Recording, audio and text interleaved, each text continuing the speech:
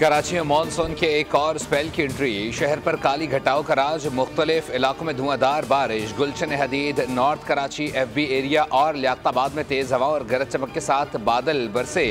Super highway Nooriabad और बोला खान में भी बरसात। बारिश का सिलसिला 11 सितंबर तक जारी रहेगा।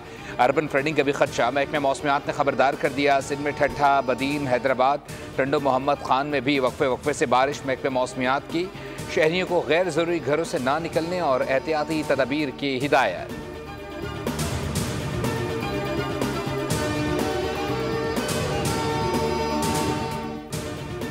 मोदी सरकार की हेटधर्मी बरकरार। सिंतास मुहादे की खिलाफ वर्जी। गंडा सिंह वाला पर सूरत हाल फिर खराब होने लगी। पानी का बहाव 3,11,000 क्यूसिक हो गया।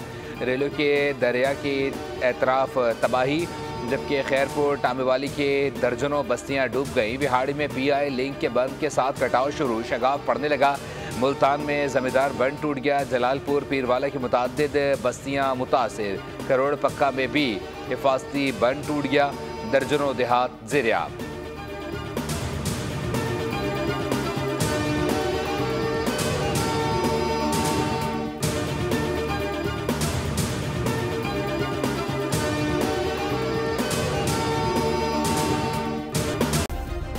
सब्सक्राइब करें और बेल दबाएं ताकि कोई खबर रह न जाए।